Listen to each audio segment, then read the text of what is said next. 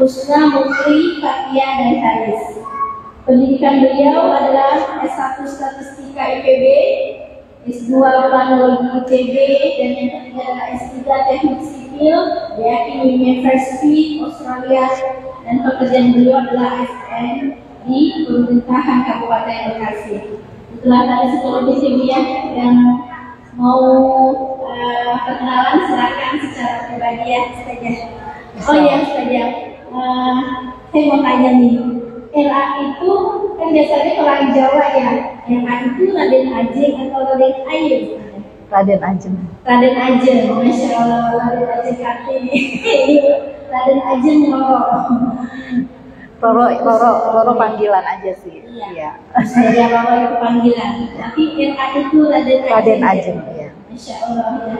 Ketika mengenal Ajeng kita berkenan dengan seorang wanita pahlawan nasional Indonesia, Raden Ajeng Kartini. Ya. Mudah-mudahan Ustazah Roro menjadi penerus Raden Ajeng. Amin, amin ya rabbal alamin. Masya Allah ya, pembicara hari ini tuh ya, jadi mungkin kita sama Bu, tapi beda tipis ya, S3, SD, SMP, SMA.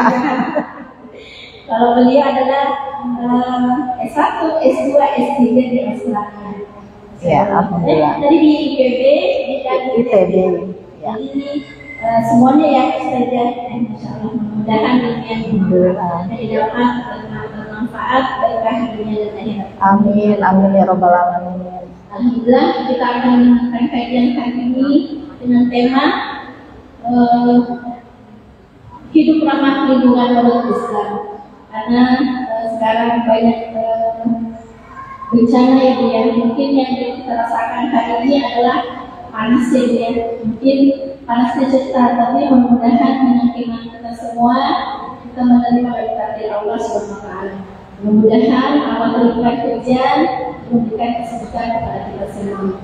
Dari panjang kalam kami mempersilahkan untuk Raden Ajeng Kusuma Rukmi PhD untuk memberikan pemaparannya tentang kajian nikahan ini. Untuk waktu dan tempatnya kami persilahkan. Jazakillah khair Ibu MC. Taruh di sini aja. Assalamualaikum warahmatullahi wabarakatuh.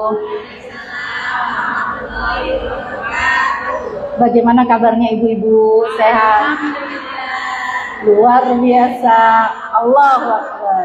Masya Allah. Semangat hari ini ya Bu ya. Semangat. Walaupun panas cetar tadi kata MC. Udah berapa hari panas Bu di sini? Hujan terakhir kapan di sini Bu? Malam Jumat kemarin. Gerimis Bu, gerimis aja ya. Alhamdulillah ibu-ibu ya. Baik, kita mulai ya Bu ya. Rabbi shrah li sadri wa yassir li amri wahlul 'uqdatam min lisani yafqahu qawli. Salawat dan salam kita sampaikan kepada junjungan kita Nabi besar Muhammad sallallahu alaihi wasallam. Semoga kita duduk di majelis ini insya Allah untuk mencari ilmu, sehingga jalannya ibu dari rumah duduk di sini sampai kembali lagi nanti ke rumah Bu, insya Allah pahala akan turun seperti daun-daun yang berguguran insya Allah. Amin ya rabbal alamin. Ibu-ibu, kita mulai pembahasan hari ini dengan membicarakan bagaimana panasnya beberapa 3 bulan ya Bu ya, 3 bulan terakhir ini. Kebetulan saya juga bulan Juni dan Juli kemarin juga baru kembali dari menunaikan ibadah haji Bu di Mekah ya. Panasnya Masya Allah Bu. Jadi kalau sana di sini Ibu maksimal berapa derajat kita ya Bu ya? Suka cek nggak? 38, 39 ya Bu ya. Ibu kalau saya cek handphone Bu, sebenarnya selain ada suhu, itu ada namanya real feel. Kadang-kadang Ibu suka cek nggak? Rasa sesungguhnya. Jadi kadang-kadang suhunya 38, tapi rasa sesungguhnya tuh seperti 40 derajat Celcius. Panas banget. Waktu di Mekah kemarin Bu, tertinggi seingat saya tuh 44 sampai 45 Bu. Masya Allah. Bayangkan berjalan di tengah terik matahari ya. Tapi ya insya Allah sih nggak kerasa panas lah insya Allah. Kalau seandainya kita menjalaninya dengan semangat ya, insya Allah panasnya tiba-tiba hilang. Ya, ibu-ibu sekalian, kalau seandainya kita rasakan ibu-ibu dulu waktu kecil ya Bu ya. Sekarang umurnya udah berapa tahun sih misalnya? 40 tahun yang lalu mungkin nggak rasa, mungkin 30 tahun yang lalu Bu. Panasnya sebegini nggak sih Bu? Enggak ya, tapi jangan-jangan ibu waktu itu bukan di Bekasi, di Jawa. Tapi sama ketika kita mudik ke Jawa, ternyata suhunya nggak seperti yang kita ingat gitu ya Bu ya. Ingat-ingat dulu waktu naik sepeda ke sekolah misalnya, kayaknya nggak sepanas ini. Sekarang udah naik mobil kok masih panas aja ya. Ya, Ibu kalau seandainya Ibu belum tahu, sekarang saya kasih tahu. Di dunia ini ada yang namanya global warming, pemanasan global. Jadi suhu semua wilayah di bumi ini Bu, memang meningkat. Meningkatnya berapa? Meningkatnya sekitar 1 sampai 2 derajat Celcius dibandingkan 20 tahun yang lalu. Jadi nggak cuma di kita aja Bu, ya, di mana-mana juga. Ibu kalau seandainya dengar pernah beberapa mungkin 2-3 bulan yang lalu ada kebakaran hutan. Ibu nonton ini nggak, gosip atau berita? Kayak nontonnya atau sinetron ya biasanya. Tapi kalau seandainya ibu nggak sengaja gitu misalnya ke berita, itu ada kebakaran hutan di Yunani, ada kebakaran hutan di Amerika.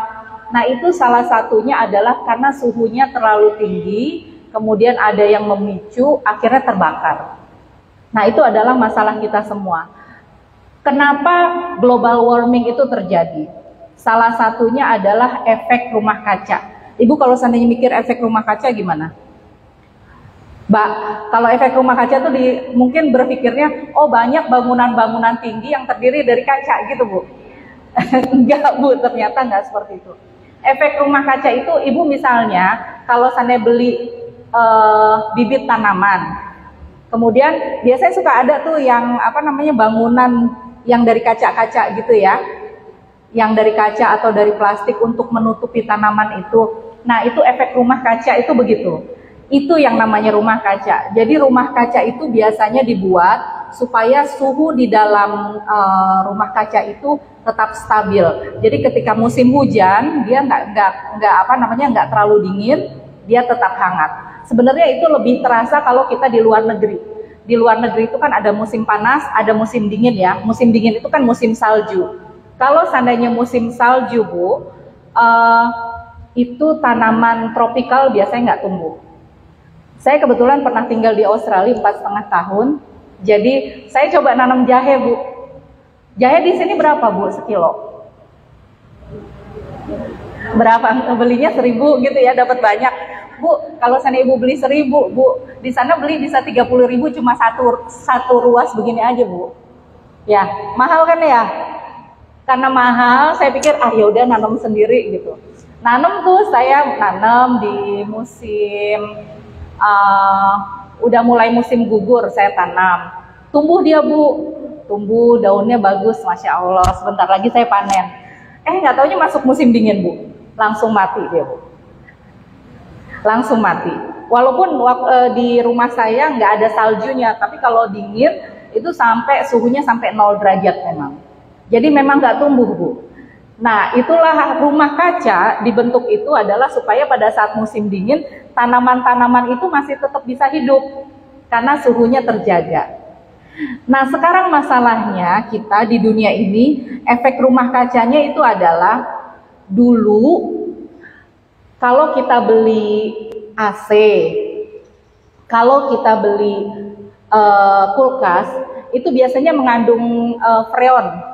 Gas freon yang misalnya dia mengeluarkan gas yang nanti akan membuat lubang Bu di ozon. Nah lubang di ozon ini yang membuat ultraviolet dari matahari turun ke kita, harusnya balik lagi Bu. habis turun tektok gitu, balik lagi keluar atmosfer. Nah sekarang karena banyak gas-gas yang menyebabkan efek rumah kaca itu, jadi mereka nggak bisa balik lagi, terperangkap. Jadi itu yang membuat bumi kita makin panas. Makanya beberapa tahun yang lalu, mungkin sekitar 10 tahun yang lalu, Ibu kalau beli AC atau beli kulkas sekarang, ditulisnya non CFC gitu ya Bu ya. Nanti cek di rumah ya Bu ya. Non CFC itu maksudnya tidak lagi mengandung bahan yang mengakibatkan efek rumah kaca.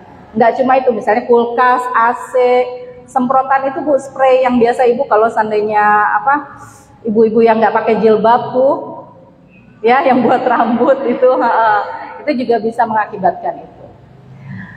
Nah ternyata Bu, dampak dari apa yang kita pakai sehari-hari berdampak kepada bumi kita. Makanya sekarang yuk kita coba bahas hidup ramah lingkungan menurut Islam itu apa sih? Itu bukannya urusan orang lain gitu, bukan urusan agama. Jadi kita nggak perlu bahas di pengajian gitu maksudnya, bahasnya kita nonton TV aja gitu. Ternyata enggak Bu. Kalau seandainya kita perhatikan, kita coba balik mundur pada saat ibu di dalam kandungan orang tua dari ibu-ibu. Tujuan penciptaan manusia itu apa sih? Kalau seandainya ibu ingat, wa ma khalaqtul jinna wal insa illa liya'budun. Sesungguhnya aku tidak menciptakan jin dan manusia kecuali untuk beribadah kepadaku. Ini harusnya ada, tidaklah aku menciptakan jin dan manusia kecuali untuk beribadah kepadaku. Itu di surat Al-Zariyat ayat 56 ya Bu ya. Siapa sih Bu yang diciptakan oleh Allah? Jin dulu atau manusia dulu? Jin dulu. Ya. Jadi sebelum kita diciptakan, malaikat sudah ada, jin sudah ada, baru kemudian Allah menciptakan manusia gitu ya Bu ya. Nah jadi ketika Allah ingin menciptakan manusia, tujuannya adalah untuk beribadah kepada Allah ya Bu ya. Nah tapi kalau seandainya kita lihat dalam konteks ibadah, sebenarnya ada dua jenis ibadah. Ibadah mahdhoh atau ghairu mahdhoh. Itu mungkin yang sering kali kita bahas, kita kaji di dalam masjid adalah ibadah mahdhoh. Bagaimana sih cara sholat yang benar? Sholat itu ada sholat apa aja? Jadi kalau seandainya kita nggak ajarin di masjid, kita nggak ajarin di sekolah, jangan-jangan nanti kita sholat subuh 3 rakaat gitu ya? Nggak ya Bu, jadi kan itu ada aturannya. Ibadah-ibadah mahdhoh ini adalah ibadah yang kita lakukan khusus untuk Allah. Ya, jadi sesuai dengan tujuan penciptaan manusia tadi, maka tidak aku ciptakan manusia kecuali beribadah kepadaku. Nah ini salah satu cara kita untuk menunjukkan kepada Allah bagaimana kita taat kepada Allah adalah dengan ibadah kepadanya. Baik itu melalui sholat, apalagi Bu, ibadah mahdhoh Bu. Puasa, zakat, berhaji, yang 5 ya, 5 rukun Islam itu adalah ibadah mahdhoh. Nah sementara itu selain ibadah itu ada juga ibadah yang namanya ghairu mahdhoh. Dia tidak berhubungan langsung dengan Allah, tapi lebih berkaitan dengan muamalah, yaitu hubungan manusia dengan manusia. Misalnya zakat juga sebenarnya implementasinya ghairu mahdhoh juga ya, karena kita membagikan pada orang lain. Tapi ketika kita melakukannya maka kita melakukan ibadah mahdhoh. Tapi ketika kita mendistribusikannya itu adalah ghairu mahdhoh ya. Nah, kita memberikan hadiah. Tadi ada yang dapat door prize ya. Itu adalah wujud kecintaan dan penghargaan kepada saudara kita.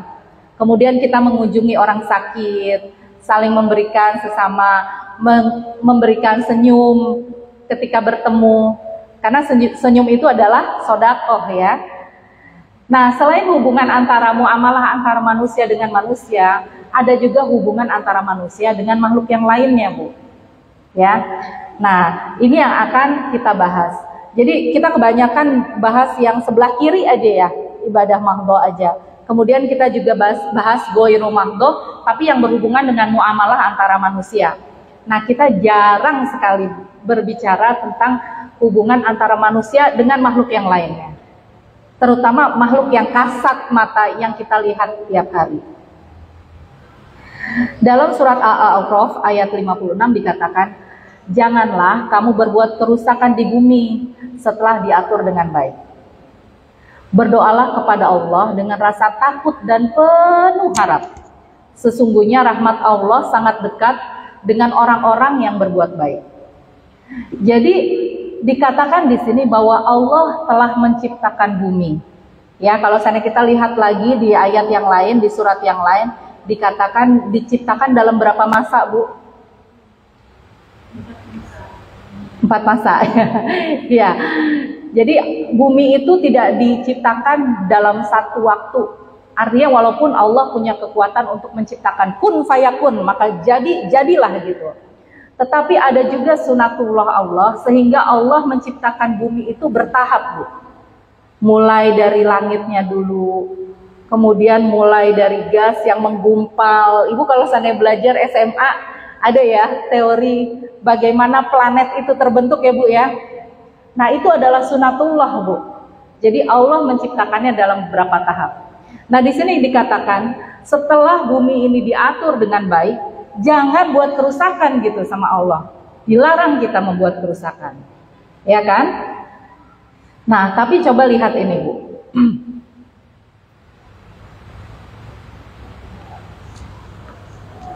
Ini ada suaranya. Nggak ada suaranya nggak apa-apa ya, Bu ya. Di mana ini, Bu? Di mana? Lautnya di mana, Bu? Di Nusa Penida, Bu. Di Bali. Belum ke sana, Bu. Nanti ya majelis taklim ke sana.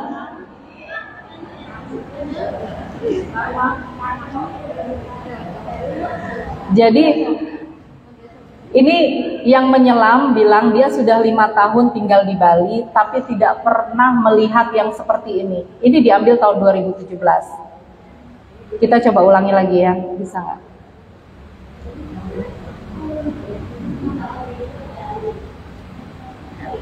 Kita ulangi lagi ya, Bu ya. Kelihatan nggak? Oh enggak, sebentar saya back dulu. Kemudian ke sini. Coba lihat lagi ya, Bu ya. Ini adalah video di Pantai Nusa Penida. Nusa Penida itu ada di Bali, Bu. Jadi orang ini sudah tinggal di Bali itu sekitar 5 tahun, tapi di tahun 2017 ketika dia menyelam, dia melihat seperti ini. Jadi penuh dengan sampah pantai itu. Apakah ini cuma di Bali aja, Bu? Enggak. Ternyata ini di hampir seluruh pantai di Indonesia seperti ini. Ibu-ibu ada yang rumahnya di kampungnya dekat pantai enggak? Ada yang melihat seperti ini enggak? Lautan sampah. Ya, Bu ya. Dari mana sih itu sampahnya? Itu binatang-binatang laut kok nggak tahu diri, kenapa dia nyampah di lautan? Hah? Siapa, Bu, yang nyampah? Manusia, bukan binatang, Bu. Lah, Ibu kenapa sampahnya sampai di sana? Yang buang sembarangan. Itu yang pengunjung pantai, Bu, yang buang sampah sembarangan. Atau orang kali lagi naik pesawat terus buang sampah sembarangan gitu, jatuh ke laut. Masya Allah, Bu, ternyata, Bu ya, kita hidup di bumi ini saling berkaitan, Bu. Bu, pernah nonton nggak orang yang buang sampah di kali? Nonton aja kan, Bu ya, nggak buang kan, Bu ya? Enggak, ibu-ibu sini mah baik-baik. Buang sampahnya di tempat sampah. Nggak ada yang buang di kali ya, nggak ada, Masya Allah.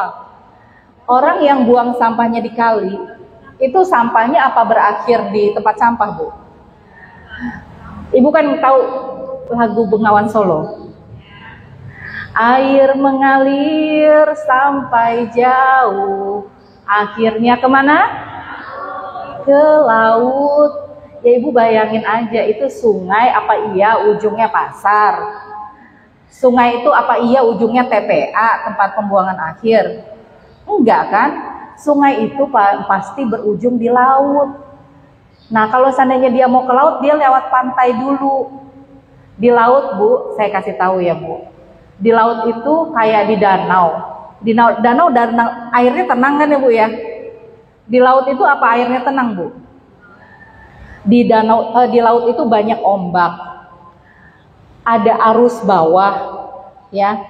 Ibu percaya nggak kalau bungkus plastik Indomie itu ditemukan di Maldives, Maladewa? Hah? Bener Bu. Difoto sama teman saya waktu dia jalan-jalan ke situ, dia bilang ini kok ada bungkus plastik Indomie di sini. Ya kali ya ada apa namanya turis dari Indonesia bawa Indomie ke sana jalan-jalan. Udah jauh ya Bu jalan-jalan masih bawa Indomie kene. Bu, kalau di laut itu ada arus laut Bu. Jadi kalau seandainya Indonesia ngeluarin nih di sini ya misalnya Ibu ada yang buang sampah nih di kali CBL. Itu keluarnya kan di ujung kali CBL. Ya, atau misalnya di kali Bekasi, keluarnya tuh di laut Jawa, Bu. Di laut Jawa ya. Kalau Ibu tahu di peta itu sebelah utara Pulau Jawa adalah Laut Jawa. Di Laut Jawa nanti dia keliling-keliling, kemudian nanti dia ke bawah, Bu, main ke Malaysia, main ke Vietnam, main ke Jepang, main ke Cina, perbatasannya ya, perbatasan laut. Nanti terus ngumpul. Jadi di antara, Ibu kalau saya bayangin, kebayang nggak ya? Kalau ini Indonesia, di atasnya ada Vietnam, ya Asia ya, Jepang, Cina. Di sebelah sininya tuh ada Amerika Selatan, Amerika Utara. Nah di tengah-tengahnya ini adalah samudra apa Bu? Mudah-mudahan masih ingat. Samudra Pasifik Bu. Ya, Samudra Pasifik itu sekarang, jadi karena orang Indonesia nyampah di laut, berkumpul sama arus laut, orang Malaysia nyampah sembarangan, ngumpul lagi ke laut, orang Vietnam, enggak cuma orang Indonesia aja Bu, ya, orang Malaysia, orang Vietnam, orang Jepang, orang Cina, orang Venezuela, kemudian orang yang di Amerika mungkin ada yang bocor sampahnya. Nah itu berkumpul kena arus laut. Sekarang ada Bu di Samudra Pasifik yang namanya Pacific Garbage Patch. Ibu kalau sana mau browsing silakan nanti ya, Pacific Garbage Patch. Jadi di tengah Samudra Pasifik itu ada sampah yang sebesar negara Perancis. Coba, itu sebesar negara loh sampahnya berkumpul. Jadi sampah-sampah yang tadi yang di sini, yang saya bilang tadi, maaf. Jadi ini sampah-sampah yang berupa titik-titik-titik ya. Sampah plastik ini kena arus laut, robek jadi kecil ya. Kemudian sampah tutup plastik ini kehantam batu-batuan yang di pinggir laut jadi kecil. Kemudian dia mengambang kan di lautan. Nah, kalau dari satelit itu udah sebesar negara Perancis. Dan Ibu tahu nggak penyumbang terbesar keduanya siapa? Hebat Bu, negara kita Bu, ya. Itu data sekitar 5 apa 7 tahun yang lalu. Pertamanya Cina, terus kita Bu. Kalau maaf saya kalau nggak 2, 3 ya, antara kita India atau kita yang nomor 2. Ya, kalau dilihat memang itu berbanding lurus dengan jumlah penduduk Bu. Ya, nah tapi ya Allah, Masya Allah, balik lagi Bu, kalau seandainya saya mau ingatkan lagi ke sini ya Bu ya, jangan kata Allah, kamu berbuat kerusakan di muka bumi setelah diatur dengan baik. Udah larangan Bu dari Allah, tapi ya kok kita gitu sebagai manusia berbuat zolim ya terhadap bumi kita ini. Nah sekarang bagaimana dampaknya Bu? Jadi ternyata Bu, tadi sampah-sampah yang kecil-kecil di laut itu, kalau burung terbang di atas, dia lihat seperti anaknya kepiting. Jadi diambil, dimakan. Akhirnya sampai seperti itu, Bu. Ada seekor burung, nggak seekor, ini cuma sampelnya 1 ekor. Tapi udah banyak sekali burung-burung yang kalau dibuka lambungnya, isinya adalah sampah-sampah kecil, Bu. Nanti jangan-jangan kalau dilihat mereknya Aqua lagi. Ya, Bu. Nah, terus jaring nelayan. Itu kebetulan sampah yang banyak sekali dibuang di lautan. Akhirnya kayak gini, penyu jadi kelibat jaring. Nah, ini satu lagi, Bu. Yang tadi oke lah, misalnya itu di negara lain. Yang ini, Bu, foto yang sebelah kiri, kuda laut yang lagi pegangan ke cotton buds itu adanya di Bali. Bali lagi gitu ya. Karena di Bali kebetulan turisnya ke sana. Foto yang sebelah kiri ini, Bu, tahu nggak, Bu? Menang kontes foto internasional. Ya Allah, kenapa? Atau nggak saya aja difoto biar menang gitu ya? Nggak menang kalau saya difoto ternyata. Giliran ini menang, Bu, foto internasional. Jadi seluruh dunia ngelihat, di mana sih itu fotonya? Di Indonesia. Astagfirullahaladzim. Kemudian foto yang sebelah kanan, Bu, itu ada di Sulawesi. Jadi sekitar tahun 2019 ada seekor ikan paus yang terdampar di Sulawesi. Ketika dibuka, Bu, isinya mau tahu, Bu, apa? Plastik kresek. Itu ada ratusan. Sendal jepit, Bu. Botol-botol minuman.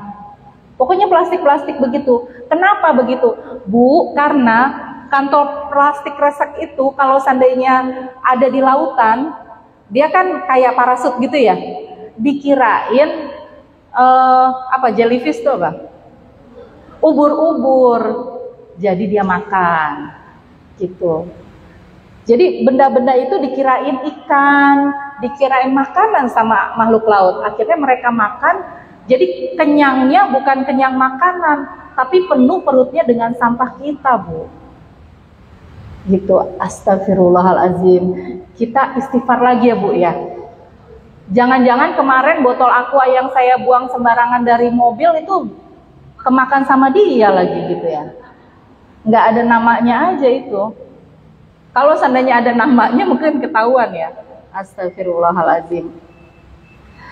Nah, padahal dalam surat Al-An'am, Bu, dikatakan tidak ada seekor hewan pun yang berada di bumi dan burung-burung yang terbang dengan kedua sayapnya, melainkan semuanya itu umat juga seperti kamu. Nggak cuma kita, Bu, yang boleh tinggal di bumi.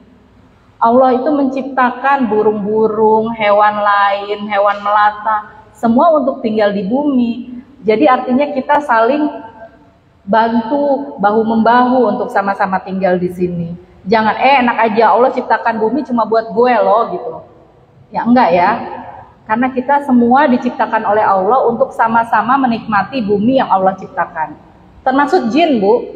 Ya, termasuk jin juga Allah ciptakan untuk tinggal di sini. Cuma kita sama-sama tahu, ya udah jin silakan tinggalnya di gunung-gunung, di tengah lautan aja gitu. Jangan di pojokan rumah.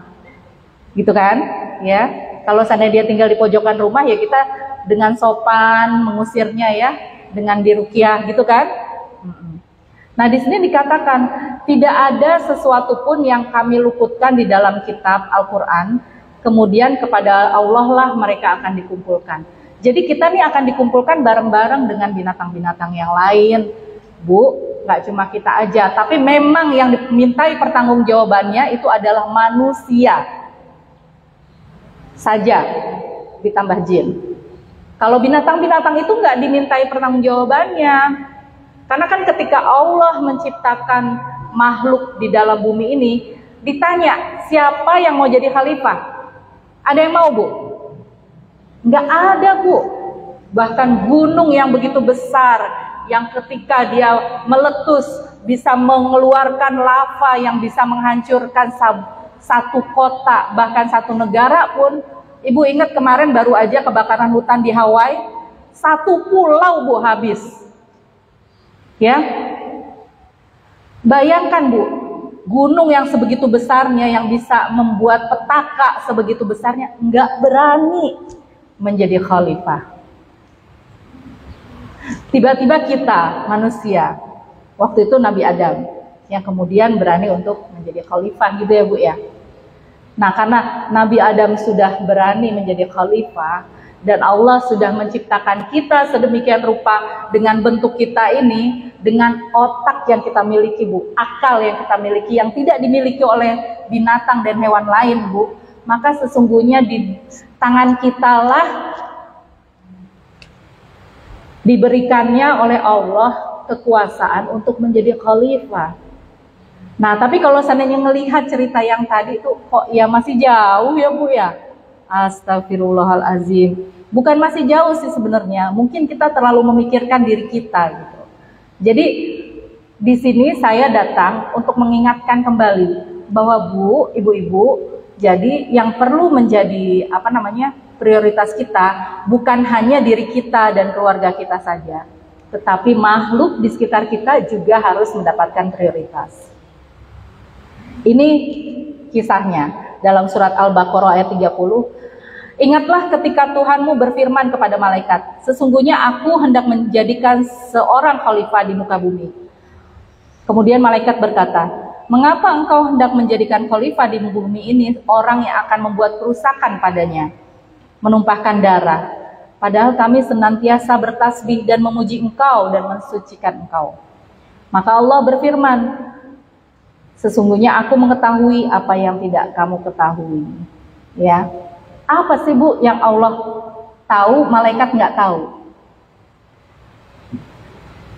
Apa Bu? Ingat nggak ketika Nabi Adam dipanggil oleh malaikat, kemudian dikasih tahu barang-barang yang ada. Malaikat ditanya, misalnya inilah ya, sebutkan nama barang-barang ini. Maka malaikat menjawab, hanya Allah yang tahu. Ketika Nabi Adam diajarkan, kemudian dikasih tahu, diajarkan nama benda-benda ini, kemudian disuruh menyebutkan, Nabi Adam menyebutkan, ini botol, ini gelas, ini pisang, ini anggur, ini tisu, gitu ya Bu ya. Sementara malaikat bilangnya cuma hanya Allah yang tahu. Karena ketaatan malaikat, memang jawabnya seperti itu Bu. Tapi satu kelebihan Nabi Adam adalah Allah memberikan kepada Nabi Adam akal. Yang dengan akal itu kita bisa berkreasi. Jadi kira-kira Allah menciptakan akal buat Nabi Adam aja atau buat Bani Adam? Buat Bani Adam kan? Ibu-ibu yang di sini nih satu kalau sana dibuka otak kepalanya ada akalnya kan? Ada otak. Sebenarnya bukan otak sih. Karena binatang lain juga punya otak. Siapa yang suka makan otak di warung Padang? Ya, ada otaknya. Tetapi di sini lebih kepada akal gitu. Maksudnya akal untuk berpikir. Nah, Allah menciptakan kita itu yang tidak diberikan kepada malaikat, Bu. Makanya itu yang dikatakan sesungguhnya aku mengetahui apa yang tidak kamu ketahui. Karena Allah tahu ketika Allah menciptakan manusia, manusia itu secara derajat lebih tinggi daripada malaikat, Bu. Karena apa? Kita memiliki akal untuk menentukan apa yang ingin kita lakukan. Tetapi Allah memberikan ketentuan bahwa apa yang harus kita lakukan adalah sesuatu yang baik. Bukankah akal kita bisa digunakan untuk membuat sesuatu yang buruk, Bu? Nah, tapi itu adalah larangan Allah. Jangan berbuat buruk di muka bumi ini. Nah, omong-omong dari awal Bu, dari tujuan penciptaan dan sebagainya, kenapa Allah menciptakan kita. Jadi sebenarnya kenapa sih Bu Roro kita harus mikirin itu semua? Kenapa? Tadi kita di awal sudah bahas tentang global warming ya, pemanasan global. Nah, Ibu mungkin yang belum tahu atau mungkin belum tahu banget, saya kasih tahu sekarang. Yang di depan mata kita Bu, selain global warming, yang gampang sekali kita ketahui sekarang ini adalah kerusakan saat ini adalah sampah Bu. Ya, tadi contoh udah saya kasih tahu ya. Tumpukan sampah di mana-mana, tata kelola sampah kita tuh belum baik Bu. Masyarakat itu Bu, sekarang Ibu siapa yang tahun 1990 udah ditinggal di sini? Ada Bu? Tahun 90 udah tinggal di sini? 95? Belum, soalnya ini salah satu perumahan yang awalan kalau menurut saya sih. Tahun 2000 deh yang udah pernah tinggal di sini. 2000. 99. Oke, 99. Bu, waktu 99 tinggal di sini, udah sepadat ini belum, Bu? Belum, sepi ya, Bu. Tetangga kagak ada gitu. Masih kosong, Ibu mau gelundung juga bisa ya, Bu ya? Masya Allah.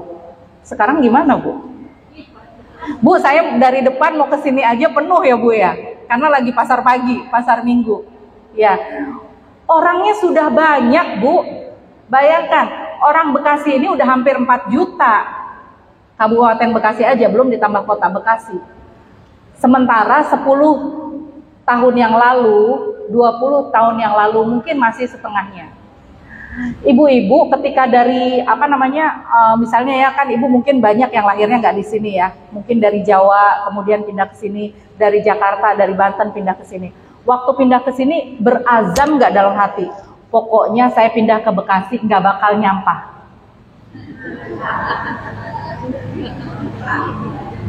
Lah, ibu kan waktu di kampung kan nyampah ya, Bu ya.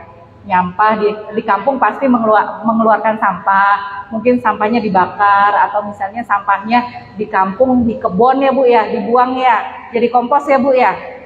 Waktu pindah ke sini berazam nggak Ibu? Pokoknya saya nggak bakal ngeluarin sampah di Bekasi. Hah? Ibu sekarang kalau gitu saya tanya, Ibu sampahnya waktu di kampung sama di Bekasi sama banyaknya apa lebih banyak? Lebih banyak ya, Bu ya.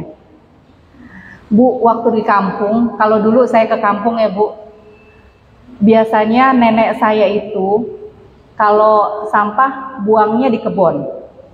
Karena apa? Karena sampahnya, Bu, kulit jeruk, kulit pisang, tisu mungkin nggak ada ya dulu ya, sisa nasi, daun pisang buat bungkus ya, Bu. Ya.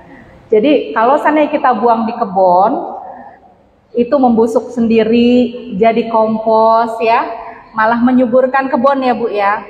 Nah sekarang Ibu saya tanya, kalau sekarang sampah Ibu ditaruh di kebun, hilang nggak dalam sebulan? Enggak, karena sampah Ibu nggak ada kebun. Kalau ada kebunnya, hilang nggak dalam sebulan? Kalau di kampung kan hilang dalam sebulan ya, mengempes ya, Bu ya. Nah kalau seandainya pun Ibu punya kebun, nggak bisa hilang. Karena apa? Karena sampah Ibu sekarang botol aqua, tutup tisu, plastik kresek tuh yang buat beli gorengan atau beli ke pasar. Bu, plastik-plastik itu 1000 tahun pun nggak akan hilang. Ibu nanem misalnya ya, nih mau uji coba, Bu Roro saya mau mengadakan penelitian. Sisa plastik ini coba Ibu tanam di tanah, ya. Kemudian Ibu ambil lagi sebulan, masih aja kayak gini, Bu. Kemudian 2 bulan lagi, masih aja kayak gini. Ya udah setahun lagi deh, masih aja kayak gini. Nanti begitu Ibu punya cucu, punya cicit, masih juga begini, Bu. Kalaupun seandainya itu dia paling mulai hancur sedikit, pecah gitu. Tapi nggak seperti kulit pisang. Ya, kulit pisang misalnya Ibu tanam di tanah, nanti 2 minggu, 3 minggu Ibu udah nggak nemuin lagi, ya, itu jadi kompos. Nah masalahnya seperti itu, Bu. Jadi kita penduduknya makin banyak, sampahnya makin banyak. Oke, kalau seandainya sampahnya seperti yang saya bilang waktu kita di kampung dulu ya, Bu ya. Tapi sekarang sampahnya kebanyakan plastik, Bu. Sehingga dia akhirnya nggak bisa terurai. Ibu tahu nggak, Bu, sampahnya ibu-ibu di sini diambil sama tukang sampah? Ya, dibawa kemana sama tukang sampah? TPA mana, Bu? Bantar Gebang. Terus mana, Bu? Bantar Gebang aja.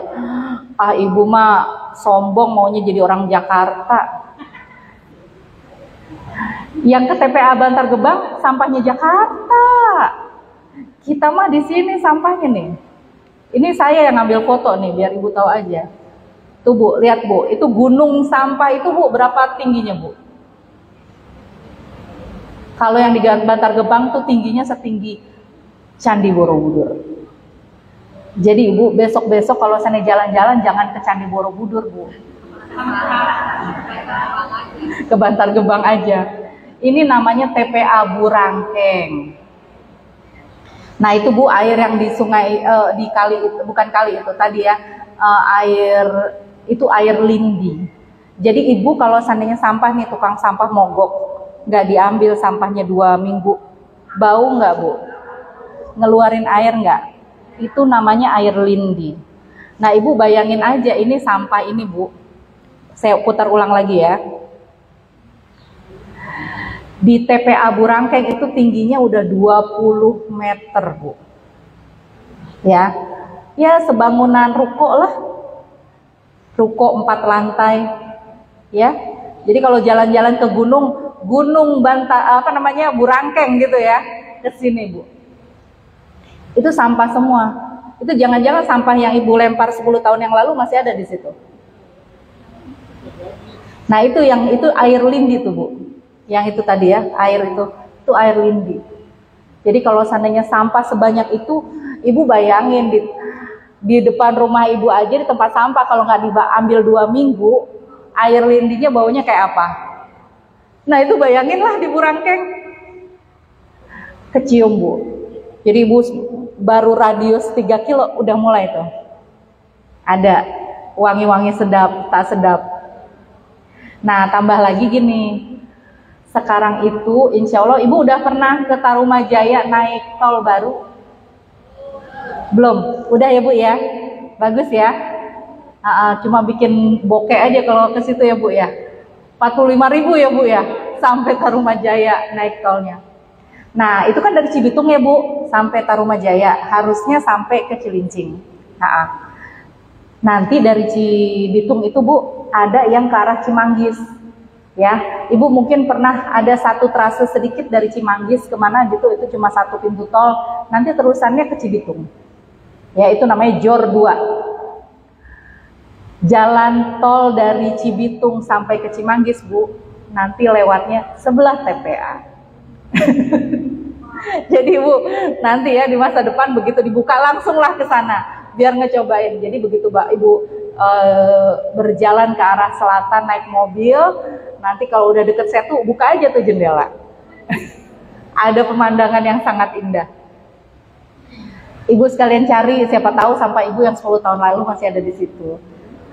Ya, siapa tahu pampersnya anak-anak ya pasti masih ada di situ. Karena pampers juga terdiri dari layer plastik yang tak akan bisa terurai selama 1000 tahun pun. Begitu Bu. Nah ini masalah kita tuh seperti itu. Masalah kita apalagi? Jadi Ibu jangan ngira bahwa sampah kita berakhir di TPA itu kayak di Singapura Bu. Kalau di Singapura dibakar sampahnya di insinerator. Nanti sisa debunya ditumpuk namanya di Pulau Semakau. Jadi pinter banget Bu Singapura tuh Bu. Jadi dia kan pulaunya kecil. Nah di Semakau itu ada pulau yang kecilnya cuma segini lah ya. Sama dia dibikin tembok-tembok gitu ke arah lautnya. Dia kasih layer bawahnya. Setiap debu-debu sisa pembakaran sampah dia tumpuk Bu di sebelah situ. Jadi yang tadinya segini tumpuk-tumpuk debu Bu, cuma debu. Ibu bayangin debu satu negara, bekas bakar sampah satu negara. Itu berapa ton gitu kan? Nah itu dipakai oleh Singapura untuk memperluas Pulau Semakau. Jadi pulau yang tadinya segini sekarang udah segini. Ya, jadi jangan bayangin sampah di kita di Indonesia seperti di Singapura dibakar, kemudian debunya baru yang dibuang ya, residunya baru dibuang di TPA. Enggak Bu, semuanya sampah yang Ibu taruh di tempat sampah diangkut sama tukang sampah, tinggal dipindahin aja ke TPA, enggak diapa-apain. Kecuali kalau seandainya di lokal ibu, di RT, di RW ada bank sampah yang milahin. Nah kalau seandainya udah di tempat sampah ya udah pindah semua ke TPA. Makanya ibu kalau seandainya kehilangan sesuatu cari aja di TPA, siapa tahu ketemu. Ya, kalau kalungnya ada yang hilang, mangga aja tuh di gudang sampah dikorek-korek. Mungkin masih ada. Nah, itu masalah yang terjadi di seluruh Indonesia. Ibu kalau saya tahu yang orang Bandung, TPA Sari Mukti, Bu, ada yang orang Bandung? Nggak ada ya? Baru saja, sekitar sebulan yang lalu kebakaran. Kan ini saking panasnya ya, sehingga akhirnya sampah-sampah itu panas, mungkin katanya ada yang buang putung rokok, akhirnya sebulan nggak berhenti-berhenti kebakarannya. Nah, jangankan jauh-jauh ke Bandung, Ibu mungkin dengar itu tuh, ya minggu lalu ya Bu, suka berita nggak? Di Tambun Selatan, yang dekat pinggiran CBL, jadi itu TPA ilegal. Jadi orang-orang kalau seandainya udah truk-truk sampah yang nggak ngirim ke TPA Burangkeng, mereka buangnya ke situ, ke pinggir CBL. Baru aja Bu, baru beberapa, ya mungkin baru beberapa hari yang lalu, minggu lalu lah, kebakaran Bu. Nah sekarang masalahnya kalau kering begini kan, jangankan sampah rumput aja bisa kebakar ya. Tapi selain itu juga Bu, sebenarnya sampah yang terkumpul di TPA itu, karena ada, ini namanya kalau jadi sampah namanya sampah organik. Kalau ini jadi sampah namanya sampah anorganik. Kalau ini berkumpul jadi satu Bu, di TPA, dia akan mengeluarkan gas yang namanya gas metana. Nah, gas metana ini gas gas yang mengakibatkan efek rumah kaca. Salah satu gas yang mengakibatkan efek rumah kaca. Jadi selain gas metana ada gas CO ya yang dikeluarkan oleh motor dan mobil kita, itu yang mengakibatkan gas rumah kaca. Nah, ketika gas metana begitu banyak Bu, cuma terpicu sedikit aja, itu bisa bikin kebakaran dan bisa meledak. Makanya tahun 2005 setahu saya di TPA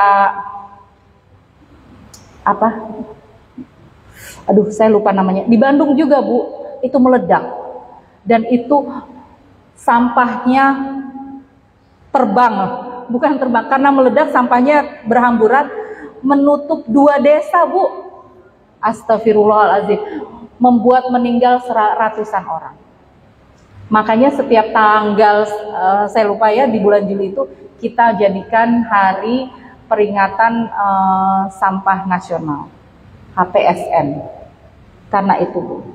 Jadi jangan Ibu anggap bahwa masalah sampah ini sepele. Masalah sampah ini sangat tidak sepele. Nah sebenarnya kenapa Bu? Kenapa kok kita nyampahnya banyak Bu? Yang pertama adalah kita memiliki harta lalu membeli yang tidak benar-benar kita perlukan. Ibu-ibu ada yang suka ikut flash sale, ada yang ikut Harbolnas. Enggak ya Bu ya?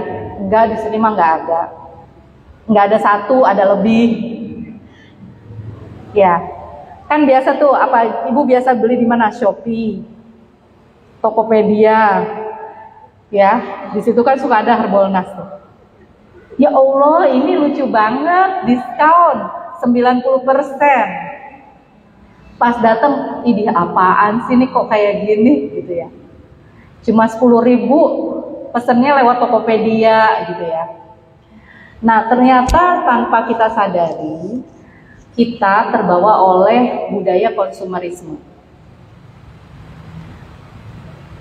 Jadi kita sebenarnya beli barang-barang yang tidak terlalu kita butuhkan. Ibu maaf ya, boleh saya tanya, kalau Ibu buka lemari, udah pernah buka lemari nggak Bu? Tiap hari ya. Ibu punya jilbab berapa?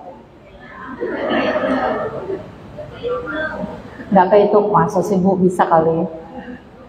Siapa yang punya jilbab lebih dari jari tangan saya?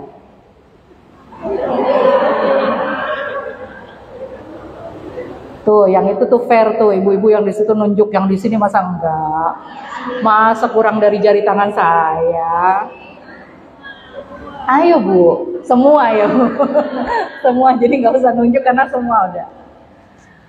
Sahabat Rasulullah waktu itu ada yang ketika dia dipanggil Rasulullah nunggu dulu Bu, bajunya kering. Karena bajunya cuma 2, yang dipakai dan yang satu lagi. Jadi ketika mau ketemu Rasulullah nanti dulu nunggu baju yang satu kering dulu. Lah kita ibu bajunya berapa? Tadi jilbabnya udah lebih dari jari tangan saya.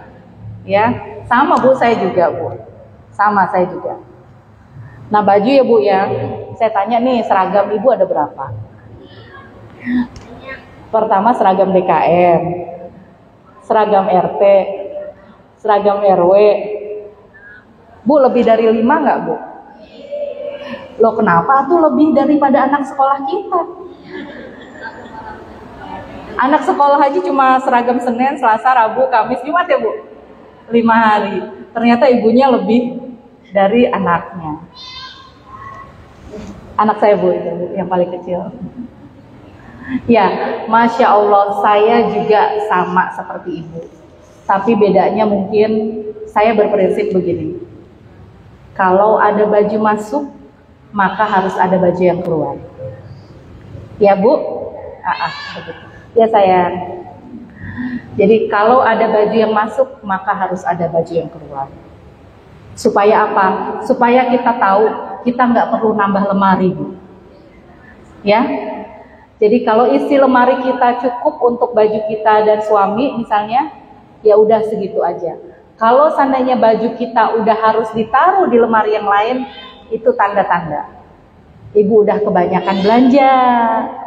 Bersedekahlah, berbagi dengan yang lain. Jadi kalau seandainya ibu misalnya punya ada yang bantuin di rumah, bisa dikasih. Kalau seandainya ibu pulang kampung, bisa dikasih. Bu, tapi kalau ngasih gimana Bu? Itu daster yang robek ibu kasih. Baju yang kancingnya udah copot semua ibu kasih. Enggak ya. Jadi kalau seandainya memberi juga ada adabnya ya Bu ya.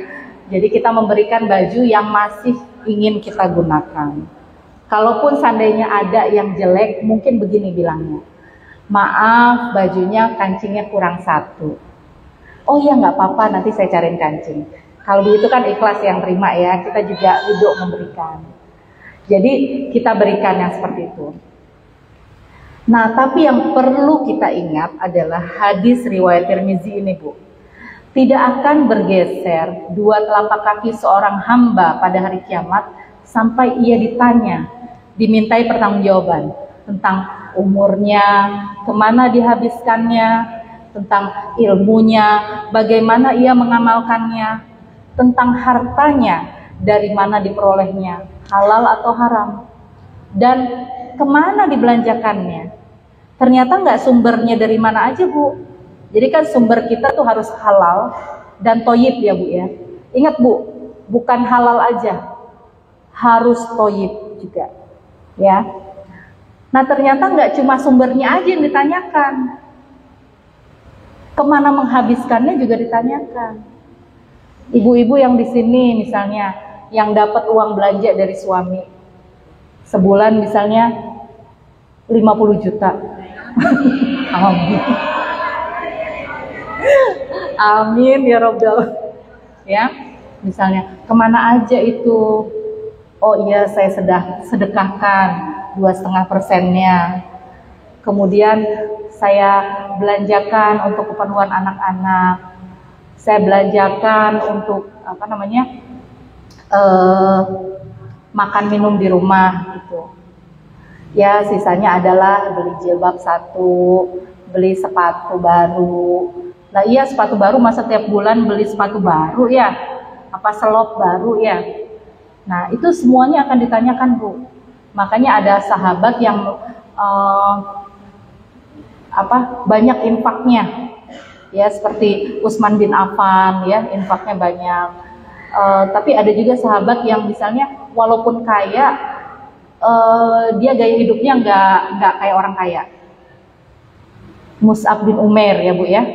Jadi walaupun anak orang kaya, tapi bajunya ya begitu aja, biasa aja.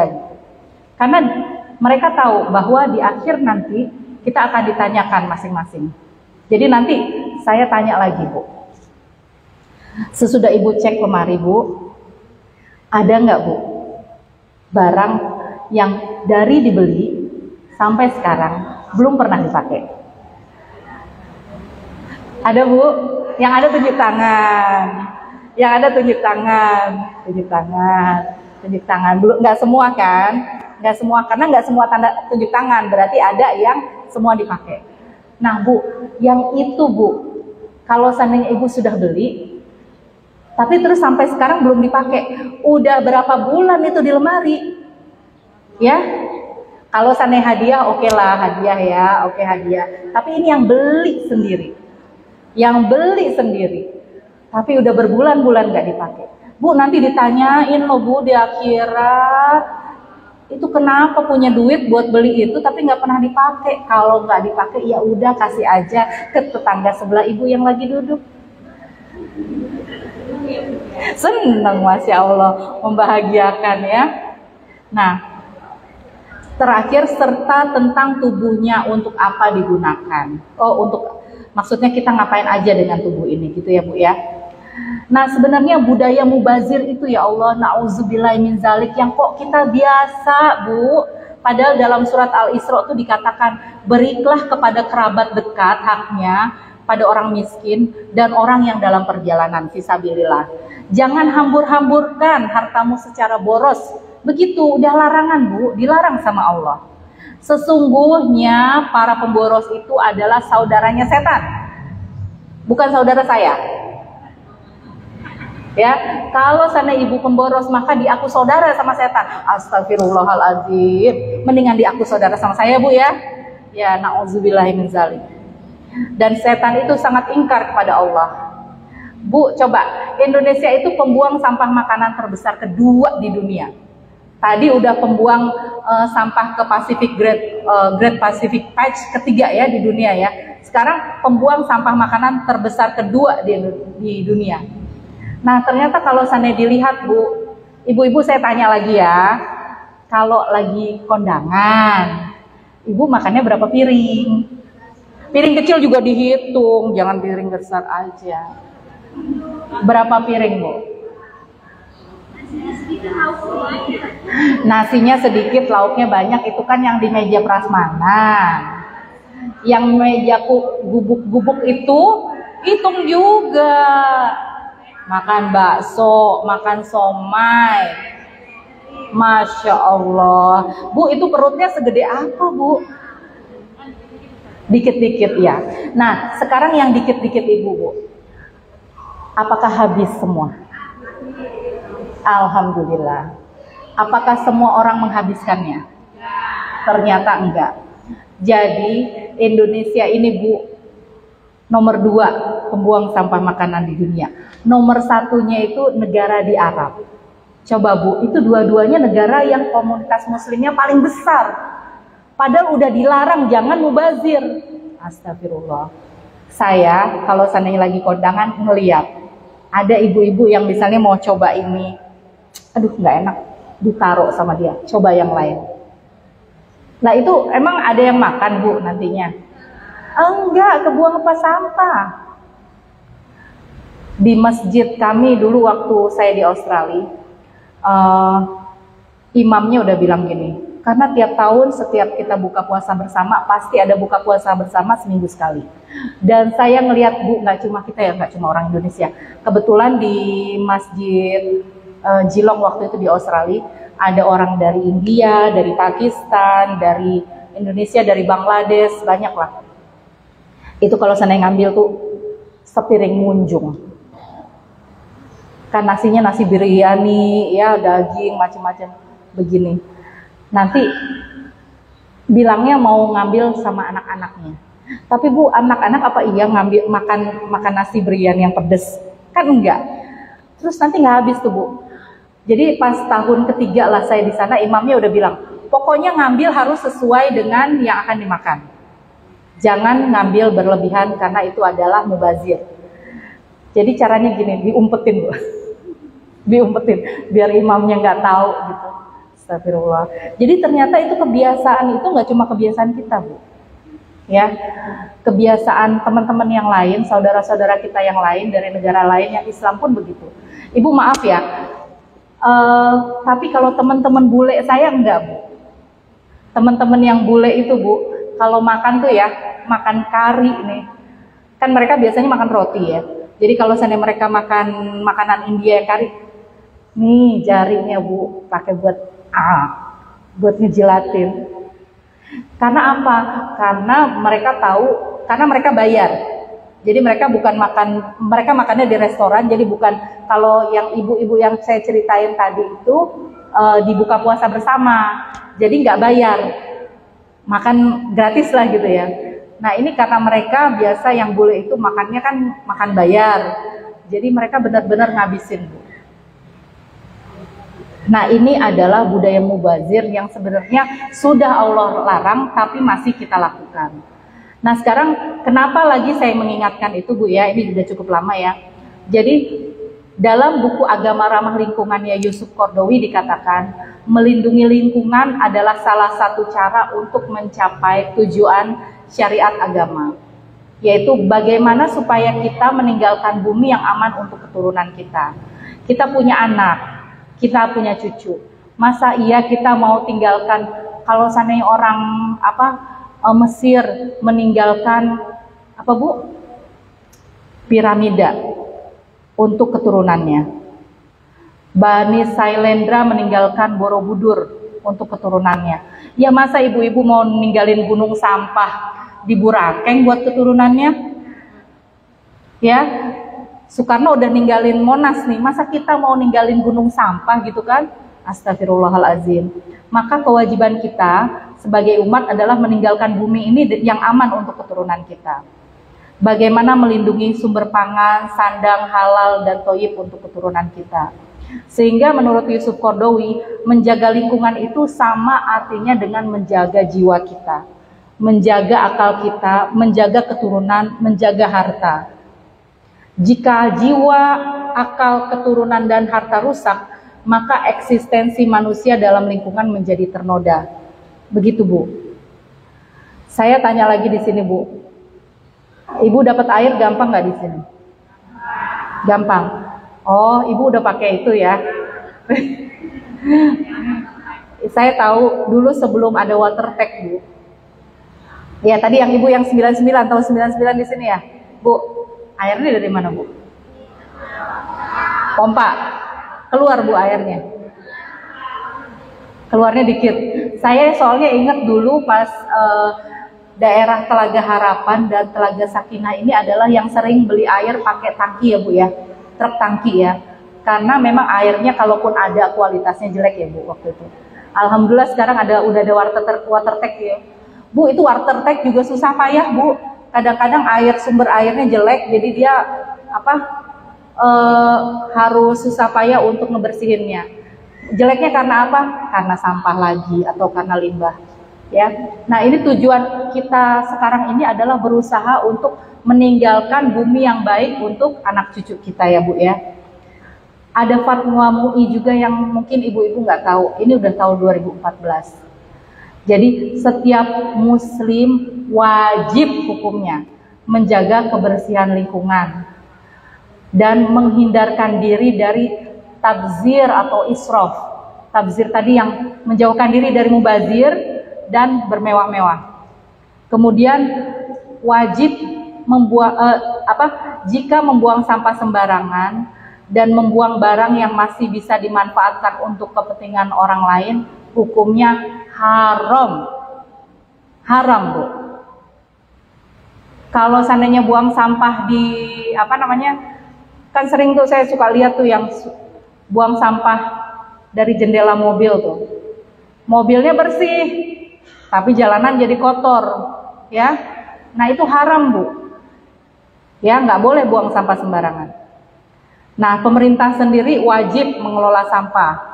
Kemudian mendaur ulang sampah itu menjadi wajib kifayah Bu hukumnya. Daur ulang sampah tuh gimana maksudnya? Ini Bu, jadi kalau seandainya Ibu nih kan di sini nih, sekarang banyak masih pakai apa namanya aqua botol. Nggak apa-apa Bu, tapi botolnya dikumpulkan terus didaur ulang ya. Ibu di sini ada bank sampah? Ada, alhamdulillah. Nah, jadi kalau seandainya sudah melihat itu, apa yang bisa kita lakukan sebagai manusia Bu? Yang pertama, hindari pola hidup konsumerisme atau israf. Ibu-ibu, nanti sampai rumah jangan lupa ya cek isi lemari ya. Kalau ada, ini ingetin Bu yang duduk di sebelahnya ya, kalau ada barang yang sudah dibeli, ibu beli tapi belum pernah dipakai, sumbangkan ke sebelahnya ya. Ya, perintah saya nih, perintah saya. Nah, makanya ingetin siapa yang di sebelahnya ya. Ibu-ibu yang di sebelahnya jangan lupa nanya sebelahnya, gimana di lemari ada? Ya, siapa tahu ada dompet tuh baru ya kan, Masya Allah. Kan nanti memberi hadiah kepada saudaranya akan mendapatkan pahala ya Bu. Jangan tabzir Bu, jangan menyia-nyiakan barang yang masih bisa dimanfaatkan menurut ketentuan syar'i ataupun kebiasaan umum. Artinya gimana maksudnya? Ibu kalau seandainya masih punya baju yang kira-kira masih bagus tapi ibu bosen, jangan buang ke tempat sampah, tapi disumbangkan, donasikan. Ibu kalau seandainya punya piring ya, piringnya udah piring jadul, ibu udah nggak mau, malu kalau seandainya dikeluarin ya pada saat ada tamu, terus mau dikeluarkan, jangan dibuang tempat sampah, donasikan ke tetangga sebelah. Malu lah Bu, masa donasiin itu ke tetangga sebelah. Kalau saya Bu, kalau di gang saya ada kebiasaan begini, kan ada grup WA ya, foto nih barang yang lama yang mau kita keluarin. Ibu-ibu, saya punya ini nih, udah nggak dipakai, siapa yang mau? Nanti langsung, oh iya saya mau gitu biasanya. Jadi kan kita tahu, oh dia memang mau gitu. Jadi kita nanti yang nerima nggak tersinggung gitu Bu, nerimanya ya. Atau kalau saya mau silakan didonasikan kemana. Nah, mulai sekarang Bu di rumah, mulai pola hidup cegah pilah olah. Cegah itu apa? Cegah itu adalah sekarang kalau di Alfa pakai plastik bayar ya Bu ya. Ya, nah biasakan Pak bawa tas belanja sendiri. Saya biasanya bawa di mana ya? Oh, nih Bu, biasanya saya ada di tas. Udah, pokoknya kalau saya nggak dipindah-pindahin dari tas, pokoknya ada aja di tas, pluk gitu. Jadi kalau seandainya saya belanja mau pakai plastik, nggak usah pakai plastik belanjaan kalau banyak. Kalau enggak saya tenteng pakai tangan gitu. Nah, itu sudah mencegah plastik sekali pakai. Itu cegah. Pilah itu maksudnya gimana? Bu, kalau ke tempat sampah, jangan ini digabungin, masukin satu tempat sampah. Ya, yang ini, sampah ini, ibu kumpulin buat kirim ke bank sampah. Kalau ibu nggak punya bank sampah, pisahin Bu dalam plastik. Taruh di depan terpisah, supaya kalau ada pemulung, itu langsung diambil. Yang ini kalau bisa dikompos, tapi kalau seandainya nggak bisa silakan masukkan ke tempat sampah ya. Kalau seandainya ibu masih punya lahan sedikit aja, kasih lubang buat naruh sampah organik. Nah, sudah buat kompos belum? Belum ya, mungkin nanti kalau seandainya udah alhamdulillah, kalau belum mungkin nanti bisa belajar. Sudah buat eko masjid? Nah, eko masjid itu mulai dari sini, dari masjid misalnya. Contohnya di Telaga Sakinah ya, Baitul Makmur itu udah menerapkan eko masjid, jadi mungkin bisa belajar dari situ. Nah, yang terakhir Bu, fama ya'mal min qala zaratin khairan yarah wa may ya'mal min qala zaratin khairan yarah. Syarra yarah. Saya kalau seandainya itu suka kelibet lidahnya. Siapa yang mengerjakan kebaikan sebesar zarah, dia akan melihat balasannya. Siapa yang mengerjakan kejahatan sebesar zarah, dia akan melihat balasannya juga Bu. Jadi sama-sama sebesar zarah. Ibu mau yang kebaikan apa yang keburukan? Yang kebaikan ya. Ya, insya Allah itu saja yang bisa saya sampaikan. Maka coba kita memulai diri kita sendiri untuk memperbaiki diri ya Bu ya. Tidak hanya mementingkan diri kita dan keluarga kita, tapi juga mementingkan lingkungan di sekitar kita. Akhir kata, alhamdulillah. Wassalamualaikum warahmatullahi wabarakatuh.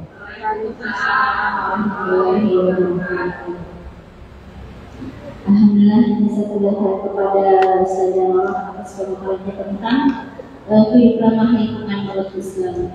Mudah-mudahan kita semua bisa mengambil hikmahnya ya. Amin. Yang bisa kita petik tadi adalah bahwa kita dalam hidup ini tidak boleh ada budaya konsumerisme, maksudnya sering belanja yang tidak kita butuhkan. Yang kedua adalah budaya mubazir ya, karena mubazir itu adalah temannya setan. Kita tidak mau jadi teman setan ya. Yang ketiga adalah budaya israf. Israf itu berlebihan ya. Jadi kita membeli apa yang kita butuhkan dan tidak membeli apa yang kita inginkan. Ya, mudah-mudahan hari ini kita bisa mengambil banyak manfaat dari kajian tadi. Mudah-mudahan kita juga semua semakin bersemangat ya Bu dalam berbelanja. Jadi tidak perlu mengeluarkan duit untuk yang tidak kita butuhkan. Dan insya Allah kita semuanya udah memiliki ya Bu ya. Insya Allah kita yang kita butuhkan dalam kehidupan ini. Mungkin tidak terlalu berlebihan. Alhamdulillah. Sekali lagi syukur jazakallahu khair, mudah-mudahan bermanfaat. Mungkin untuk ada dompet ya Ibu untuk 3 orang. Mungkin Ustazah Loro bisa bertanya. Mungkin ibu-ibu ngetes aja. Oh, ngetes ya. Masuk apa enggak nih ilmunya? Dan mungkin ibu-ibu siap-siap ya menjadi ada pertanyaan. Dan dari pertanyaan itu ada 3 dari tesnya. Untuk 3 penjawab pertama. Iya, udah ya. Iya.